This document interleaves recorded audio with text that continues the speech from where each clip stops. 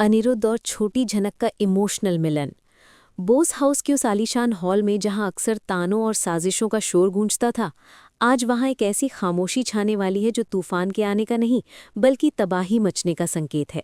अनिरुद्ध बोस, जो अब तक दो किनारों पर खड़ा था, एक तरफ उसकी पत्नी अर्शी और बेटी अदिति, और दूसरी तरफ उसके अतीत की वो परछाई, उसकी अपनी बेटी झनक, जिसे वो चाहकर भी सीने से नहीं लगा पाया। आज उसकी सांसें उसका साथ छोड़ रही हैं। जिस पिता ने सालों तक अपनी जुबान पर ताले लगाए रखे, आज उसका दिल उस बोझ को और नहीं सह पाया है। कल्पना कीजिए उस मंजर की जब अनिरुद्ध अपनी बेटी झनक की आंखों में वो नफरत देखता है जो उसने खुद कमाई है। झनक, जो नूतन की निशानी है, अनिरुद्ध के सामने खड़ी है। उसकी आंखों में आंसू नहीं, अंगारे हैं। और अनिरुद्ध अपना हाथ बढ़ाना चाहता है, उस बेटी के सिर पर रखना चाहता है जिसे उसने अनाथ छोड़ दिया था। लेकिन इससे पहले कि वो बेटी शब्द अपने होठों से निकाल पाता, एक तेज दर्द उसके सीने में उठता है। ये दर्द सिर्फ शारीरिक नहीं है, ये उस पछतावे का दर्द है जो सालों से नूतन की मौत और झनक की बर्बाद जिंदगी को लेकर उसके अंदर पल रहा था। अनिरुद्ध का चेहरा पीला पड़ जाता है, पसीने की बूंदें उसके माथे पर चमकने लगती हैं और वो लड़खड़ाते हुए सोफे का सहारा लेने की कोशिश करता है, लेकिन उसका शरीर जवाब दे जाता है। ठीक उसी पल जब अनिरुद्ध जमीन पर गिरता है, घर का माहौल पूरी तरह बदल जाता है। जहां कुछ पल पहले अर्शी अपनी बेटी अदिति के हक के लिए लड़ रही थी और झनक को घर से बाहर निकालने की धमकियां दे रही थी, वहां अब अनिरुद्ध की गिरती हुई देह की आवाज ने सबको पत्थर का बना दिया है। संजना टीवी के दर्शकों को ये समझना होगा कि ये सिर्फ एक हार्ट अटैक नहीं है, ये उस रिश्तों के ताने बाने का टूटना है जिस पर यह पूरा शो टिका हुआ है। सबसे पहले प्रतिक्रिया आती है अदिति की, जो अनिरुद्ध और अर्शी की बेटी है। अदिति चीखती हुई अपने पिता की तरफ भागती है। डैड चिल्लाते हुए वो अनिरुद्ध के सीने से लिपट जाती है। अर्शी के पैरों तले भी जमीन खिसक जाती है, क्योंकि चाहे अनिरुद्ध और उसके बीच कितने भी मतभेद क्यों न हो, अनिरुद्ध ही उसकी ताकत और समाज में उसकी पहचान है। लेकिन इस पूरे कोहराम के बीच जो एक चेहरा कैमरा की नज़र और कहानी के केंद्र में है, वो है झनक। झनक अपनी जगह से हिल नहीं पाती, उसके पैर जैसे जमीन में धंस गए हैं। वो उस आदमी को गिरते हुए देख रही है जिसे उसने हमेशा अपनी मां नूतन का कातिल माना है। वो आदमी जिसने उसे पैदा तो किया लेकिन कभी पिता का नाम नहीं दिया। उसके दिमाग में एक जंग छिड़ी है। एक तरफ उसकी नफरत है जो उसे कह रही है कि अनिरुद्ध को उसकी करनी की सजा मिल रही है, और दूसरी तरफ उसका खून है जो अनिरुद्ध की तड़प देखकर अंदर ही अंदर चीख रहा है। ऋषि, जो वहाँ एक पुलिस एसपी की हैसियत से कम और इस परिवार के दामाद की हैसियत से ज्यादा मौजूद है, स्थिति को संभालने की कोशिश करता है। ऋषि का किरदार यहाँ सबसे पेचीदा है, क्योंकि वो जानता है कि झनक और अनिरुद्ध का रिश्ता क्या है। वो जानता है कि अनिरुद्ध सिर्फ अदिति का पिता नहीं बल्कि उसकी पूर्व पत्नी झनक का भी पिता है। ऋषि फौरन अनिरुद्ध की नब्ज टटोलता है और चिल्लाकर एम्बुलेंस बुलाने का आदेश देता है। ऋषि की नज़रें एक पल के लिए अपनी पत्नी अदिति पर जाती हैं जो रो रही है, और फिर झनक पर जो अब भी बुत बनी खड़ी है। ऋषि देख पा रहा है कि झनक के अंदर का बांध टूटने वाला है। वो झनक के पास जाना चाहता है, उसे सहारा देना चाहता है, लेकिन अदिति का हाथ उसके हाथ में है जो उसे रोक रहा है। ये एक ऐसा दृश्य है जहां शब्द कम और जज्बात ज्यादा बोल रहे हैं। अनिरुद्ध की सांसें उखड़ रही हैं। वो अध खुली आंखों से धुंधले होते मंजर में सिर्फ एक चेहरे को तलाश रहा है, झनक का चेहरा। वो अपना हाथ अदिति के सिर से हटाकर हवा में उस दिशा में बढ़ाता है जहां झनक खड़ी है। अर्शी ये देख लेती है। इस नाजुक हालत में भी अर्शी की जलन और असुरक्षा उसे नहीं छोड़ती। उसे समझ आ जाता है कि मौत के मुंह में भी अनिरुद्ध अपनी नाजायज बेटी को ही ढूंढ रहा है, ना कि उसे या अदिति को। जैसे ही एम्बुलेंस की सायरन की आवाज़ बोस हाउस के बाहर गूंजती है, अफरा तफरी मच जाती है। वार्ड बॉय स्ट्रेचर लेकर अंदर आते हैं। अनिरुद्ध को स्ट्रेचर पर लेटाया जा रहा है। ऑक्सीजन मास्क उसके चेहरे पर लगाया जा रहा है, और उस प्लास्टिक के मास्क के पीछे से अनिरुद्ध की नज़रें अब भी झनक पर टिकी हैं।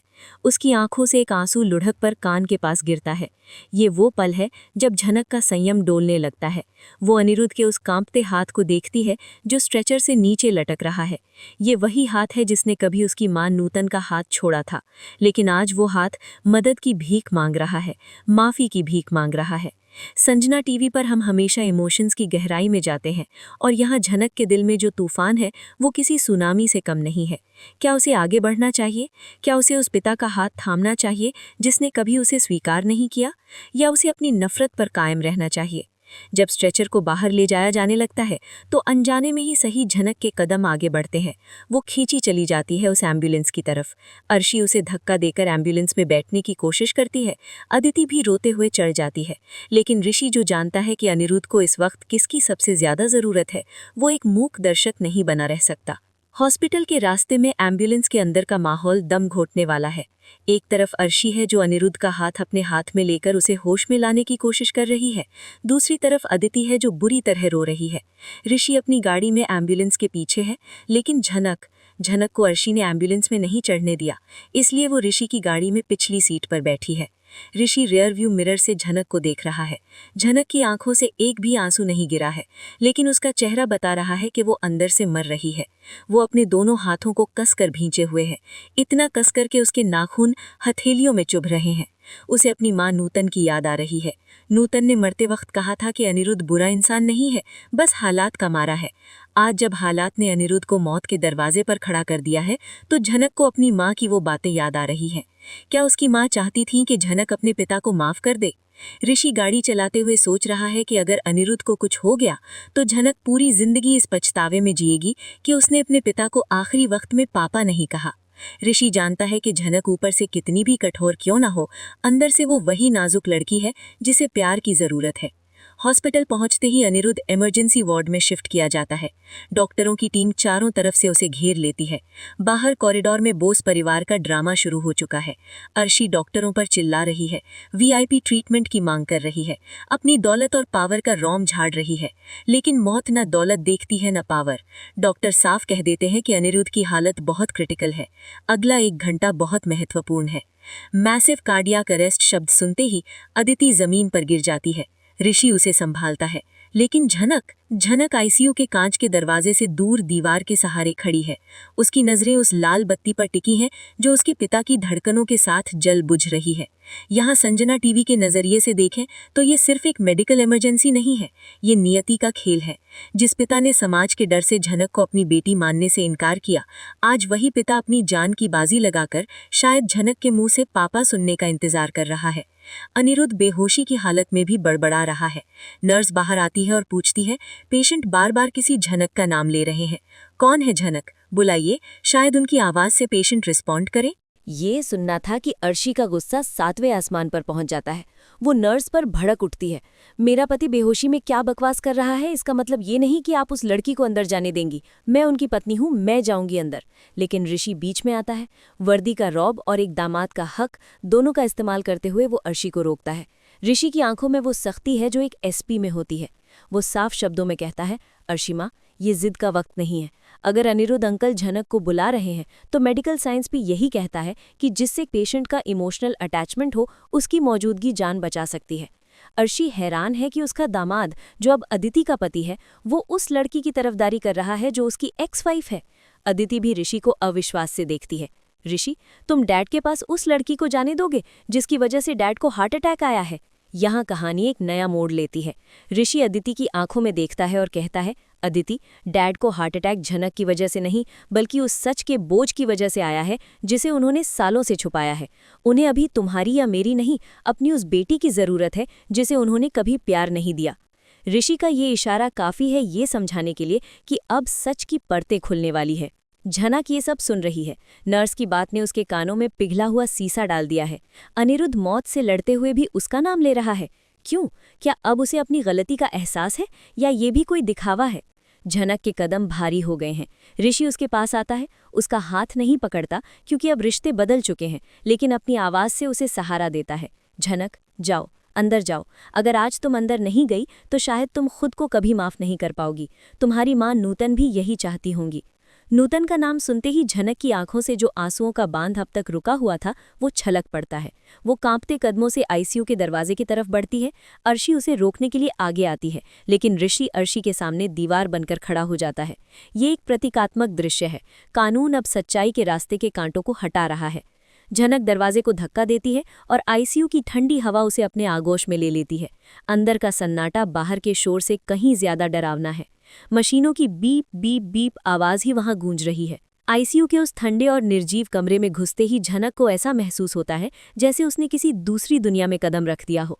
बाहर की चीख पुकार और अर्शी के तानों का शोर यहाँ पूरी तरह से मद्धम पड़ चुका है और अब यहाँ सिर्फ एक ही आवाज़ है, वेंटिलेटर की धीमी लयबद्ध आवाज़ और मॉनिटर पर चलती हुई वो टेढ़ी मेढ़ी लकीरें जो अनिरुद्ध बोस की जिंदगी और मौत के बीच की पतली डोर को दर्शा रही हैं। संजना टीवी के दर्शकों, ये वो पल है जिसका हम सब न जाने कब से इंतजार कर रहे थे। जनक धीरे धीरे उस बेड की ओर बढ़ती है जहां अनिरुद्ध लेटा है। वही अनिरुद्ध बोस जो दुनिया के लिए एक रसूखदार इंसान है, जो अपनी इज्जत और शान के लिए जीता था, आज वो कितना बेबस, कितना लाचार नजर आ रहा है। उसके शरीर से कई तार जुड़े हैं, चेहरे पर ऑक्सीजन मास्क है जो उसकी हर सांस के साथ धुंधला हो जाता है। झनक बेड के पास जाकर खड़ी हो जाती है। उसकी नज़रें अनिरुद्ध के बंद चेहरे पर टिकी हैं। ये वही चेहरा है जिसे देखकर उसकी मां नूतन ने अपनी पूरी जिंदगी काट दी, और ये वही चेहरा है जिसे देखकर झनक को हमेशा अपने अनाथ होने का एहसास हुआ। एक अजीब सी कश्मकश उसके दिल में चल रही है। क्या उसे इस आदमी पर तरस खाना चाहिए, या उसे खुश होना चाहिए कि जिस इंसान ने उसे जिंदगी भर रुलाया, आज वो खुद अपनी सांसों के लिए तरस रहा है। लेकिन खून के रिश्ते की तासीर बड़ी अजीब होती है दोस्तों। आप दिमाग से चाहे कितनी भी नफरत कर ले, दिल कहीं ना कहीं उस डोर से बंधा होता है जो दिखाई नहीं देती। झनक का हाथ अनजाने में ही अनिरुद्ध के उस हाथ की तरफ बढ़ता है जो चादर के ऊपर बेजान पड़ा है। जैसे ही झनक की उंगलियां अनिरुद्ध की हथेली को छूती हैं, एक चमत्कार सा होता है। मेडिकल साइंस इसे शायद रिफ्लेक्स कहेगा, लेकिन हम और आप जानते हैं कि ये जज्बात हैं। बेहोशी की गहराइयों में डूबे अनिरुद्ध की उंगलियों में हल्की सी हरकत होती है। जैसे ही उसे अपने बेटी के स्पर्श का एहसास होता है, मॉनिटर की बीप की रफ्तार थोड़ी बदल जाती है। झनक ये महसूस करती है, वो सिहर उठती है। उसने आज तक अनिरुद्ध से सिर्फ दूरी बनाई थी, कभी उसे छू कर नहीं देखा था। उस स्पर्श ने जैसे सालों पुरानी बर्फ को पिघलाना शुरू कर दिया है। अब झनक अपनी रुलाई रोक नहीं पाती। उसकी आंखों से आंसू टप टप करके अनिरुद्ध के हाथ पर गिरते हैं। वो झुकती है, अनिरुद्ध के कान के पास अपना चेहरा ले जाती है, और जो शब्द उसके गले में सालों से अटके हुए थे, वो आंसुओं के सैलाब के साथ बाहर आने लगते हैं। वो सिसकते हुए कहती है कि उसे ऐसे जाने का कोई हक नहीं है। वो अनिरुद्ध से शिकायत करती है कि उसने उसे दुनिया में लाकर अकेला छोड़ दिया, उसे कभी पिता का नाम नहीं दिया, और अब जब वो अपने पापों का हिसाब देने का वक्त आया है तो वो चुपचाप मौत की गोद में सोने की कोशिश कर रहा है। झनक का ये आक्रोश, ये दर्द इतना गहरा है कि देखने वालों का कलेजा मुंह को आ जाए। बाहर कांच की उस दीवार के उस पार खड़ा ऋषि ये सब देख रहा है। उसकी आंखों में नमी है। वो देख पा रहा है कि झनक, जो दुनिया के सामने शेरनी बनी रहती है, इस वक्त एक डरी हुई बच्ची है जिसे अपने पिता के साए की ज़रूरत है। लेकिन अर्शी भी ये नज़ारा देख रही है, और उसके तन बदन में आग लगी हुई है। जिस पति पर वो अपना मालिकाना हक जमाती थी, आज वो पति अपनी नाजायज़ औलाद के स्पर्श से सुकून पा रहा है। ये बात अर्शी के अहंकार को चकनाचूर कर रही है। अर्शी कांच पर मुक्का मारना चाहती है, अंदर जाकर झनक को बालों से पकड़कर बाहर खींचना चाहती है, लेकिन ऋषि का खौफ और डॉक्टरों की चेतावनी उसे रोके हुए है। अदिति, जो अपनी मां के बगल में खड़ी है, वो समझ नहीं पा रही कि झनक और उसके डैड के बीच इतना गहरा इमोशनल कनेक्शन क्यों दिख रहा है। अदिति के मन में सवाल उठ रहे हैं। क्यों डैड ने झनक का नाम क्यों लिया? क्यों झनक अंदर जाकर इतना रो रही है? क्या कोई ऐसा सच है जो मुझे नहीं पता? अदिति की ये कन्फ्यूजन आने वाले एपिसोड्स में एक बड़े तूफान का रूप लेने वाली है, जैसा कि मैंने, आपकी संजना ने, पहले भी अपने वीडियोज़ में संकेत दिया था। वापस आईसीयू के अंदर चलते हैं, जहां मंजर अब और भी भावुक हो गया है। अनिरुद्ध की बंद पलकें थरथरा रही हैं। वो अपनी आंखें खोलने की नाकाम कोशिश कर रहा है। उसे धुंधला धुंधला सा झनक का चेहरा दिखाई दे रहा है। उसके कानों में झनक की सिसकियां गूंज रही हैं। अनिरुद्ध अपनी पूरी ताकत बटोरता है। वो अपने ऑक्सीजन मास्क के पीछे कुछ बुदबुदाने की कोशिश करता है। झनक समझ जाती है कि वो कुछ कहना चाहता है। वो घबराकर डॉक्टर को आवाज़ देना चाहती है, लेकिन अनिरुद्ध की उंगलियां झनक के हाथ को कसकर पकड़ लेती हैं, उसे जाने से रोकती हैं। ये पकड़ कमज़ोर ज़रूर है, लेकिन इसमें जिद है। अनिरुद्ध की आंखों के कोरों से आंसू बह निकलते हैं। वो बहुत मुश्किल से, बहुत धीमी आवाज़ में, जो शायद सिर्फ झनक ही सुन सकती है, बेटी शब्द का उच्चारण करता है। ये एक शब्द, सिर्फ एक शब्द बेटी, झनक के अस्तित्व को हिलाकर रख देता है। इतने सालों की नफरत, इतने सालों का गुस्सा, सब एक पल में ढह जाता है। जिस पहचान के लिए, जिस स्वीकृति के लिए वो दर दर की ठोकरें खा रही थी, आज मौत के मुहाने पर खड़े उसके पिता ने उसे वो पहचान दे दी है। झनक अब और खुद को संभाल नहीं पाती। वो घुटनों के बल बेड के पास बैठ जाती है, अपना सिर अनिरुद्ध के सीने पर रख देती है और फूट फूट कर रोने लगती है। और तभी उसके मुंह से वो शब्द निकलता है जो इस शो के इतिहास को बदल देगा। वो रोते हुए कहती है, उठिए, पापा, आपको उठना होगा। आप मुझे इसे छोड़कर नहीं जा सकते। आपने मेरी माँ को धोखा दिया, लेकिन आप अपनी बेटी को धोखा देकर नहीं जा सकते। उठिए पापा। जैसे ही पापा शब्द गूंजता है, अनिरुद्ध के शरीर में एक सिहरन दौड़ जाती है। मशीनें तेजी से बीप करने लगती हैं। बाहर खड़े डॉक्टर तुरंत अलर्ट हो जाते हैं और अंदर की तरफ भागते हैं। ऋषि और अर्शी भी घबरा जाते हैं। क्या ये अंत है या ये एक नई शुरुआत है? क्या झनक की पुकार ने अनिरुद्ध की डूबती सांसों को वापस खींच लिया है? डॉक्टर झनक को पीछे हटने के लिए कहते हैं। वे अनिरुद्ध को चेक करते हैं, इंजेक्शन देते हैं। झनक को नर्स पकड़कर पीछे खींचती है, लेकिन उसकी नज़रें अपने पिता से नहीं हटती। वो देखती है कि डॉक्टर आपस में कुछ बात कर रहे हैं। उनके चेहरे पर तनाव है, लेकिन फिर एक डॉक्टर राहत की सांस लेता है और मॉनिटर की तरफ इशारा करता है। अनिरुद्ध की पल्स जो गिर रही थी वो अब स्टेबल हो रही है। डॉक्टर झनक की तरफ मुड़ते हैं और कहते हैं, मिरेकल, ये किसी चमत्कार से कम नहीं है। इनकी जीने की इच्छा शक्ति खत्म हो चुकी थी, लेकिन लगता है आपकी आवाज़ ने इन्हें वापस बुला लिया है। He is responding. ये खबर बाहर खड़े लोगों पर बम की तरह गिरती है, लेकिन दो अलग अलग तरीकों से। ऋषि के चेहरे पर सुकून की मुस्कान आ जाती है। उसे गर्व महसूस होता है कि उसने झनक को अंदर भेजकर सही किया, लेकिन अर्शी का चेहरा फक पड़ जाता है। उसे खुश होना चाहिए कि उसका पति बच गया, लेकिन उसे इस बात का डर सताने लगा है कि अनिरुद्ध को झनक ने बचाया है। अब अनिरुद्ध की नज़र में झनक की अहमियत और बढ़ जाएगी। अर्शी को अपनी हार सामने दिखाई दे रही है। वो जानती है कि जब अनिरुद्ध पूरी तरह होश में आएगा तो वो झनक को अपनी जिंदगी से जाने नहीं देगा, और यहीं से शुरू होगा असली महायुद्ध। अर्शी मन ही मन कसम खाती है कि वो इस बाप बेटी के मिलन को कभी पूरा नहीं होने देगी। वो अदिति की तरफ देखती है और उसके दिमाग में एक नई साजिश जन्म लेती है। वो अदिति के कान में जहर घोलना शुरू कर देती है। देखा अदिति, तेरी जगह उस लड़की ने ले ली है। तेरे डैड को तेरी नहीं, उस अनाथ लड़की की फिक्र थी। अब तैयार हो जा, ये लड़की तेरा हक, तेरी जायदाद और तेरे पिता का प्यार सब छीनने आई है। अदिति, जो अभी नादान है और डरी हुई है, वो अपनी माँ की बातों में आने लगती है। उसकी आंखों में भी अब झनक के लिए हमदर्दी की जगह शक और ईर्ष्या जन्म लेने लगती है। उधर आईसीयू के अंदर झनक अब शांत है। उसने देख लिया है कि उसके पिता खतरे से बाहर हैं, लेकिन अब उसे एहसास होता है कि उसने भावनाओं में बहकर क्या कर दिया। उसने अनिरुद्ध को पापा कह दिया। क्या अब वो इस रिश्ते को निभाएगी, या अनिरुद्ध के ठीक होते ही वो वापस अपनी पुरानी जिंदगी में लौट जाएगी? डॉक्टर उसे बाहर जाने के लिए कहते हैं। झनक अनिरुद्ध के हाथ को धीरे से छोड़ती है, उसे एक आखिरी बार देखती है और भारी कदमों से बाहर की तरफ मुड़ती है। जैसे ही वो आईसीयू का दरवाज़ा खोलकर बाहर आती है, उसका सामना अर्शी से होता है। अर्शी की आंखों में खून उतर आया है। वो झनक का रास्ता रोककर खड़ी हो जाती है। पूरा हॉस्पिटल कॉरिडोर सन्न है। ऋषि, अदिति और वहाँ मौजूद स्टाफ सब देख रहे हैं। अर्शी दांत पीसते हुए झनक से कहती है, क्या नाटक था ये सब? मेरे पति को इमोशनल ब्लैकमेल करके क्या हासिल करना चाहती हो तुम? दौलत, नाम?